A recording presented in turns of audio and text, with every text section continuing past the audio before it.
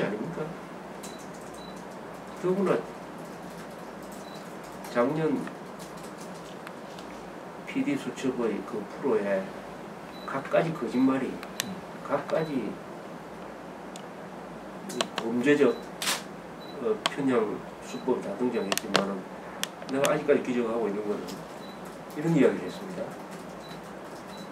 한국 사람이 가진 그 DNA적 특성 때문에 미국 산 쇠고기를 먹으면 인간 광우병에 걸릴 확률이 서양 사람보다 훨씬 높습니다.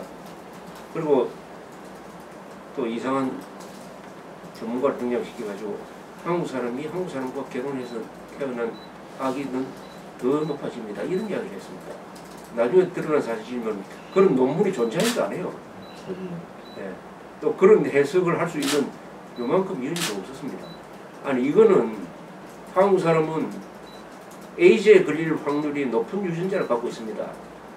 한국 사람하고 결혼하면 안 됩니다라고 세계적으로 선전한 것도 마찬가지 아닙니까? 에이즈보다 더 겁나는 인간광우병에 걸릴 확률이 이런 짓을 하고도 말이죠. 거기에 그 MBC에 대해서 법률이 있음에도 불구하고 사회적인 국가적인 제재가 들어가지 않는다. 제재를 하려니까 민노당, 민주당이 때문에 일어나가지고 깽판 치고 폭력 휘두르면서 저렇게 철저하게 막고 있다. 그래서 이번에 미디어법도 결국은 MBC, KBS, SBS, KMS 독과점 구조를 깨지 못했다. 이건 한마디로 보면 나라가 아니죠. 여기에 대해서 책임을 져야 될 사람이 난 대통령이 산 겁니다. 이명박 대통령은 변명할 수가 없어요. 다른 사람 변명할 수가 없습니다. 근데 현실적으로 예를 들면 법을 적용해서 그 MBC는 문을 닫게 해야 된다. 이렇게 허가 취소죠. 허가 취소를 해야 된다 했을 때 그것으로 인해서 예를 들면 그 재판을 할 때도 그 실익 과정 같은 거를 좀 따지는데요. 재판에서 이게 실질적으로 이렇게 판결을 냈을 때 실익이 뭔가 이런 걸 따질 수밖에 없는데 그랬을 때 너무나 큰 사회적인 갈등이 벌어지거나 충돌이 벌어질 수도 있는데 그런 부분들을 이렇게 지금 2단계에서 조금 나가고 조금 나가면서 이렇게 가는 게 아니고 지금 조 대표님은 딱 문을 닫게 해야 된다. 이렇게 허가 취소를 해야 된다는 건 그게 그로 인해서 벌어질 너무 큰 파장이나 충격이나 이런 것들을 좀 고려 안 하시는 거 아닌가요? 이명박 대통령은 그런 계산을 하겠죠. 그러나 저희 계산은 달라요. 제가 지금 대통령이 아니니까 책임 없는 이야기가 되는 건데 그러나 대처 수장이 1980년대 초에 탄광노조하고 대결했지 않습니까? 그렇죠. 그래서 1년 반 만에 이겼습니다. 탄광노조의 불법 파업이었지 사실. 불법 파업을 좌절시키고 그걸 계기로 해가지고 이 말하는 철밥통 구조를 개혁하는 일대 그 출발점을 만들었거든요. 네, 그렇습니다. 레이건 대통령도 그랬고, 그렇죠. 조정삼은 그때 항공사. 탄광노조의 세력과 지금 MBC의 세력을 비교하면 MBC는 비교할 바도 없이 약하죠. 약한 존재죠.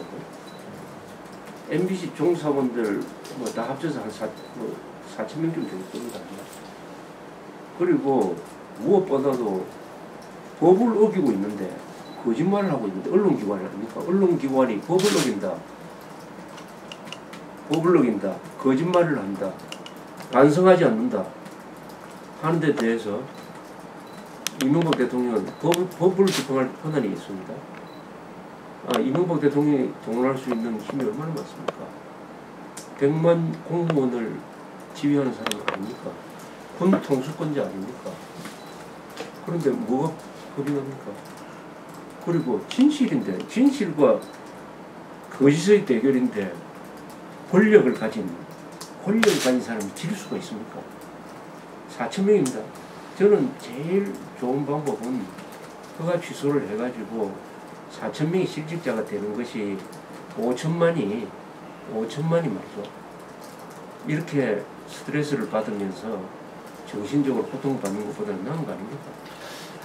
선생님 그거 있었습니다. 지금 아까 말씀하셨듯이 새 방송사가 예를 들면 이렇게 담합을 해서 하면 국민들을 갖다가 완전히 이렇게 돌려놓을 수 있다고 말씀을 하셨듯이 지금 표면적으로 드러나는 것은 방송사의 그 갈등이지만 실질적으로는 그 방송사가 대변하고 있는, 예를 들면 우리 사회가 예, 예. 예를 들면 진보와 중도와 보수가 3대 4대 3 정도가 있다면, 예를 들면 그러면 지금 그 방송사가 그 어떤 특정 방송가 될지 어떤 신문이 될지 모르겠습니다만 그 반영하는 건 그 4,000명이 아니라 사실은 그 현재 이명박 정부에 대해서 반대하는 생각을 갖고 있는 그런 다수의 사람들의 어떤 그런 의지랄까 그런 것들을 반영하기 때문에 그렇게 간단하게 4,000명으로 그걸 문 닫으면 된다라고 얘기할 수 없는 부분이 있지 않을까요?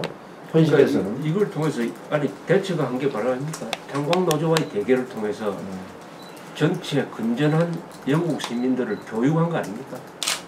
가르친 거 아닙니까? MBC와 대결해가지고 MBC로 상징되는 한국의 반민주 세력이 있습니다. MBC로 상징되는 반법치 세력이 있어요. MBC로 상징되는 선동 세력이 있습니다. MBC로 상징되는 어리석은 집단이 있어요. 이 사람들을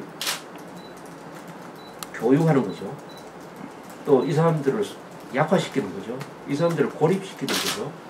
그래서 그걸 국정의 중요한 계기로 삼는 거죠. 그러면 얼마든지 생산적인 결과를 만들어낼 수가 있습니다. 최소한 이걸 하면서 누가 총 들고 싸울 일이 있습니까? 다 말로 하는 겁니다. 법으로 하는 겁니다.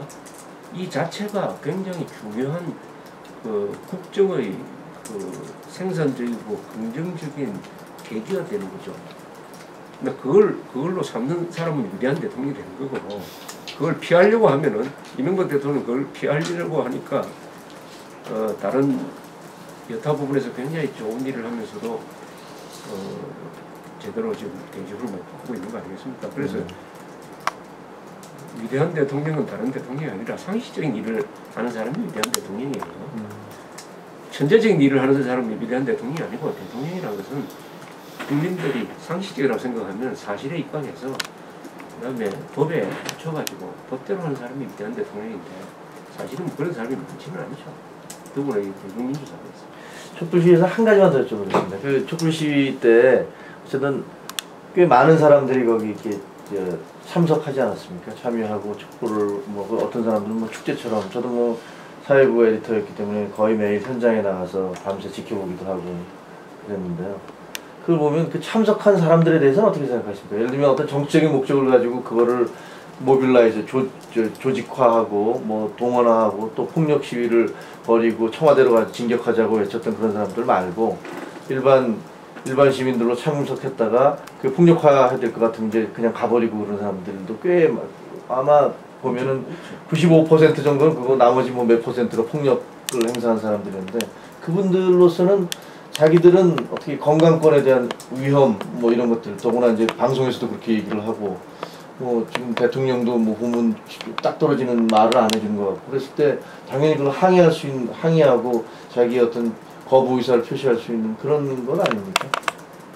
그 핵심적인 그것을 선동하고 주도하는 세력은 MBC하고 당시 한국진보연대라는 그 좌파 총연합체, 이런 세력이 핵심 코어 그룹이고, 이 사람들은 이게 위험하지 않다는 것을 알면서도 그렇게 거짓 선동을 했다고 봅니다. 정치적 목적을 위해서.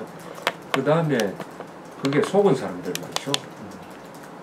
그러니까 아까 그때 조사를 하면은 미국 상태가 위험하다고 생각하는 사람이 50%를 넘은 적이 있었어요. 그 다음에 이제 호기심 때문에, 이제 한국 사람들은 사람 구경을 좋아하니까 호기심 때문에 몰려온 사람은 굉장히 많았지, 사실은. 그렇죠. 꽤 있었죠. 그렇죠. 아니 저 동네에서도 보니까 구경 가자고 나간 사람도 있으니까. 그렇죠. 그런 사람들에 대해서는 그거는 어떤 뭐랄까 일반 어떤 한때 사람들이 속을 수 있는 그런 부분들이기 때문에 그렇게 보시는 겁니다. 그게 우리 한국이 아직도 선진국이 되지, 경제나 과학이나 기술, 군대 이런 면에서는 선진국으로 갔는데, 우리가 지금 선진국이 못 되고 있는 부분이 주로 정치, 언론 부분 아니겠습니까? 네. 그리고 저 학계. 그러니까 선진국으로 못 되고 있는 걸 국민한테 물으면은 선동에 잘 속는다. 선동에 잘 속는 국민이라는 것을 여실하게 보여준 거죠.